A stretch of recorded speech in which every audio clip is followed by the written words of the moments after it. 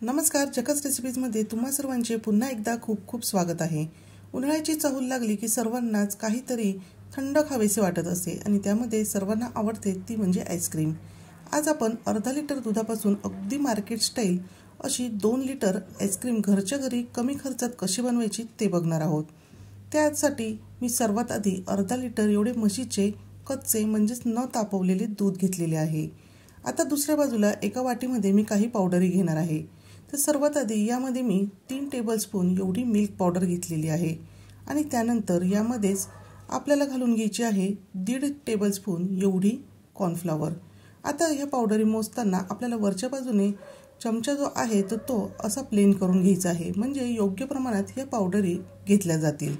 आता यामध्ये मी GMS flex घालून घेणार आहे, ज्यामुळे आपली ही जी आईस्क्रीम आहे तर ती अर्धा लिटर दुधापासून 2 लिटर एवढी तयार होणार आहे।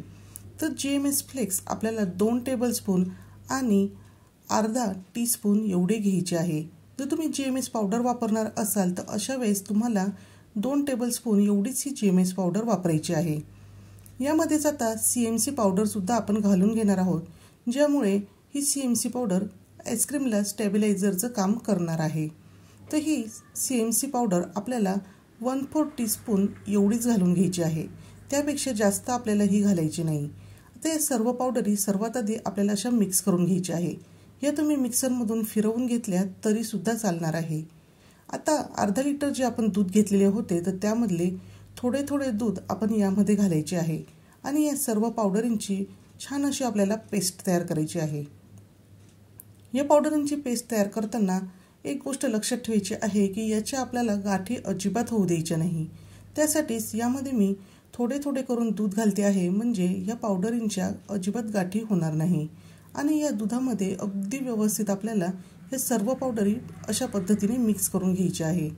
आता अर्धा लिटर दुधामधले जे उरलेले दूध होते तर ते एका मी मोठ्या भांड्यात काढून घेतलेले आहे। अजूनही मी हे भांडे गॅसवर ठेवलेले नाही। आज आपण जी आईस्क्रीम बनवत आहोत ती फक्त इसेन्स पासून तयार करत आहोत, त्यामध्ये आपण कोणतेही क्रश घालणार नाही किंवा फळं वगैरे काहीच घालणार नाही। त्यामुळे यामध्ये मी 10 टेबलस्पून एवढी साखर ही घालून घेतलेली आहे। सुरुवातीला आपण ही साखर हलकीशी मिक्स करून घ्यायची आहे, त्यानंतर हे पातेले आपल्याला गॅसवर ठेवायचे आहे। आता आपल्याला गॅसची फ्लेम अगदी लो ठेवून ही साखर ह्या दुधामध्ये सर्वात आधी व्यवस्थित अशी विरघळून घ्यायची आहे। तर तुम्ही बघू शकता साखर ही दुधामध्ये अगदी व्यवस्थित विरघळलेली आहे। तर लगेचच आपण जी सर्व पावडरींची पेस्ट तयार करून घेतलेली होती तर ती ह्या दुधामध्ये घालून घ्यायची आहे।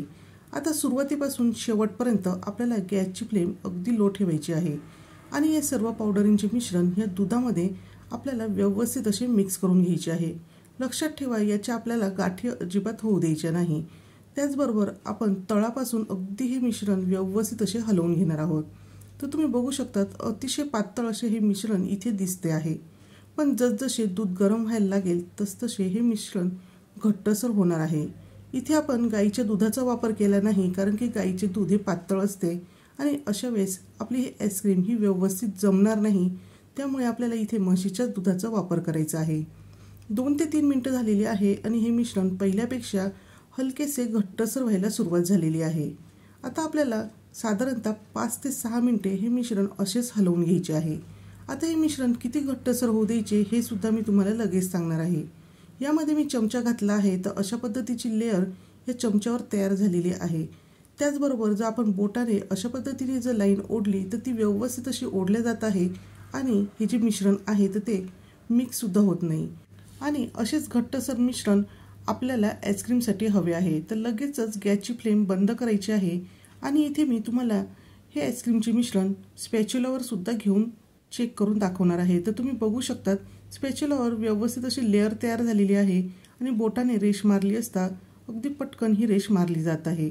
आता आपल्याला हे मिश्रण रूम टेम्परेचरवरच पूर्णपणे थंड करून घ्यायचे आहे, पण यामध्ये मला थोड्याशा गाठी जाणवत होत्या, म्हणून मी हे चाळणीने चाळून घेणार आहे, म्हणजे यामधल्या काही गाठी असतील तर त्यासुद्धा व्यवस्थित हे मिश्रण गरम असतानाच मोडल्या जातील आणि आपले स्मूथ असे आईस्क्रीमचे मिश्रण इथे तयार आपल्याला मिळणार आहे।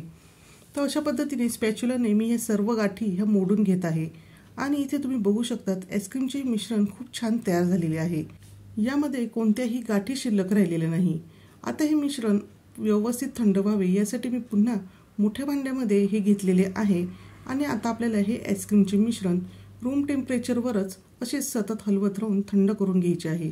जर आपण हे मिश्रण हलवले नाही तर त्यावर साय जमा होईल, त्यामुळे आपल्याला हे मिश्रण सतत हलवणे खूप आवश्यक आहे। त्याचबरोबर आपल्याला हे मिश्रण थंड करण्यासाठी फ्रीजमध्ये सुद्धा अजिबात ठेवायचे नाही। अगदी काही मिनिटातच हे आईस्क्रीमचे मिश्रण थंड झालेले आहे आणि ते पहिल्यापेक्षा हलकेसे अजून घट्ट सुद्धा झालेले इथे दिसते आहे। तर या मिश्रणाची अशा पद्धतीची कन्सिस्टन्सी आपल्याला आईस्क्रीमसाठी हवी आहे। आता हे सर्व मिश्रण मी एका प्लॅस्टिकच्या कंटेनरमध्ये लगेचच ओतून घेतलेले आहे आणि त्यानंतर आता आपल्याला हा कंटेनर डीप फ्रीजमध्ये ठेवायचा आहे। साधारणतः रात्रभरासाठी अथवा 10 ते 12 तासासाठी आपल्याला ठेवायचं आहे। आपल्याला हे जे आईस्क्रीमचे मिश्रण आहे ते पूर्णपणे कडक करून घ्यायचे आहे। आता याला झाकण लावून मी रात्रभरासाठी ते डीप फ्रीजमध्ये ठेवणार आहे आणि रात्रभरानंतर आता आपण चेक करणार आहोत। तर तुम्ही बघू शकतात हे आईस्क्रीमचे मिश्रण पूर्णपणे व्यवस्थित असे कडक झालेले आहे। तयार मिश्रण आपल्याला एका मोठ्या भांड्यामध्ये काढून घ्यायचे आहे, कारण की फेटल्यानंतर हे मिश्रण जास्त प्रमाणात तयार होणार आहे। त्यासाठी सुरुवातीलाच आपल्याला मोठे भांडे घ्यायचे आहे। आता हे मिश्रण बऱ्याच प्रमाणात घट्ट आहे, त्यामुळे सुरीने याचे मी तुकडे करून घेतलेले आहे आणि बीटरच्या साहाय्याने आता आपल्याला हे मिश्रण अगदी हलके फुलके होईपर्यंत, त्याचबरोबर ते जास्त प्रमाणात फुलेपर्यंत फेटून घ्यायचे आहे। मधून मधून जर आपला बीटर गरम झाला तर अशा वेळेस काही सेकंदाची विश्रांती घेऊन पुन्हा आपल्याला हे मिश्रण व्यवस्थित फुलेपर्यंत फेटून घ्यायचे आहे। सुरुवातीला हे मिश्रण कमी दिसत होते, पण फेटल्यानंतर तुम्ही बघू शकता खूप जास्त हे फुललेले आहे। त्याचबरोबर अगदी क्रीमी आणि हलके फुलके हे मिश्रण तयार झालेले आहे। यामध्येच तुम्ही कलर आणि इसेन्स ॲड करून याचे तुम्ही आईस्क्रीम सेट करून घेऊ शकतात, पण आपल्याला ह्या आईस्क्रीमची चव अजूनच वाढवायची आहे। यासाठी एका भांड्यामध्ये मी 1 कप एवढी व्हिप क्रीम घेतलेली आहे, जी आपण केकसाठी वापरतो त्याच व्हिप क्रीमचा वापर आपल्याला इथे करायचा आहे। आणि आता ही व्हिप क्रीम सुद्धा आपण छान अशी हलकी फुलकी होईपर्यंत फेटून घेणार आहोत। पण लक्षात ठेवा, केकसाठी आपण जेवढी जास्त प्रमाणात ही व्हिप क्रीम फेटतो तेवढी जास्त आपल्याला ही व्हिप क्रीम फेटण्याची गरज नाही। तर हलकीशी ही फुलायला लागली आणि तिचा लिक्विड फॉर्म जाऊन क्रीम फॉर्ममध्ये ती यायला लागली की लगेचच आपण ही क्रीम तयार आईस्क्रीमच्या बेसमध्ये घालून घेणार आहोत। तर तुम्ही बघू शकतात ह्या व्हिप क्रीमची अशा पद्धतीची कन्सिस्टन्सी आपल्याला इथे हवी आहे आणि त्यानंतर आता आपण बीटरच्या साहाय्याने पुन्हा ही आईस्क्रीमच्या बेसमध्ये व्हिप क्रीम व्यवस्थित अशी एकजीव होईपर्यंत मिक्स करून घ्यायची आहे आणि इथे आपला आईस्क्रीमचा जो बेस आहे तो पूर्णपणे तयार झालेला आहे। या एका बेसपासूनच तुम्ही सर्व प्रकारच्या वेगवेगळ्या फ्लेवरच्या आईस्क्रीम हे तयार करून घेऊ शकता। तर आज मी तुम्हाला 3 फ्लेवरच्या आईस्क्रीम बनवून दाखवणार आहे।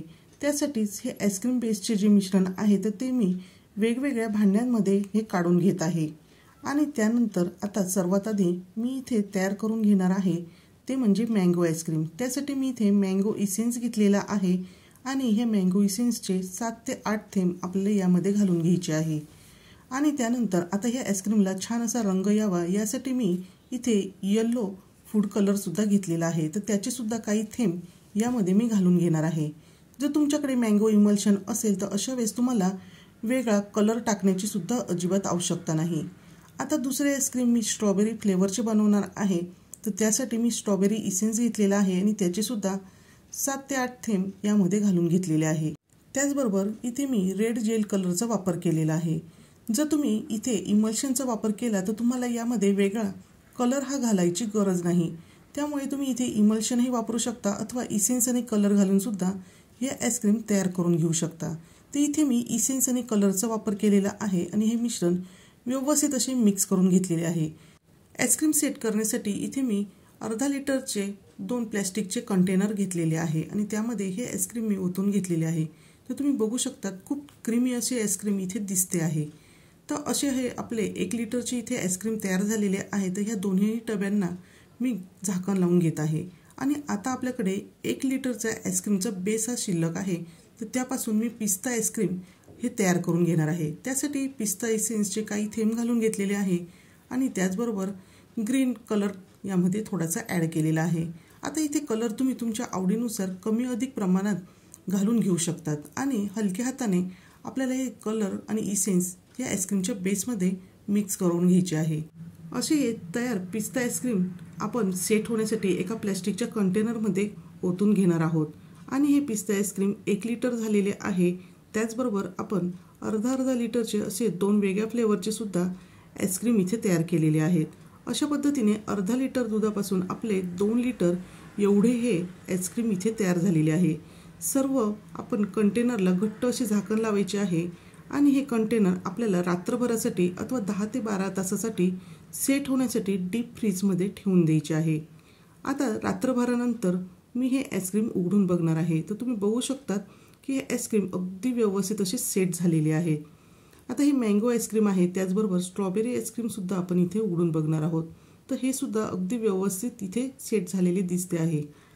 आता फ्रीजच्या टेम्परेचरनुसार इथे तुम्हाला आईस्क्रीम सेट होण्यासाठी थोडा कमी जास्त वेळ हा लागू शकतो। लगेचच स्कूपने सुद्धा आपण हे आईस्क्रीम काढून बघणार आहोत, तर तुम्ही बघू शकतात अगदी सॉफ्ट आणि क्रीमी असे हे आईस्क्रीम इथे तयार झालेले आहेत।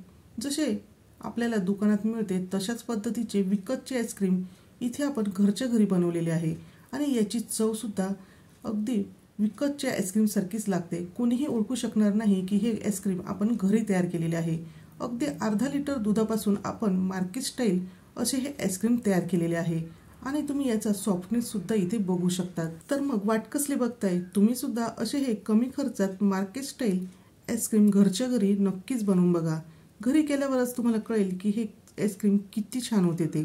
आणि तुम्हाला हे आईस्क्रीम कसे वाटले हे कमेंट करून सांगायला विसरू नका। व्हिडिओ जर आवडला असेल तर व्हिडिओला लाईक करा, शेअर करा आणि चॅनलवर नवीन असाल तर झकास रेसिपी चॅनलला सबस्क्राईब करायला विसरू नका। पुन्हा भेटूया अशाच एका छानशा आणि झकास रेसिपी सोबत।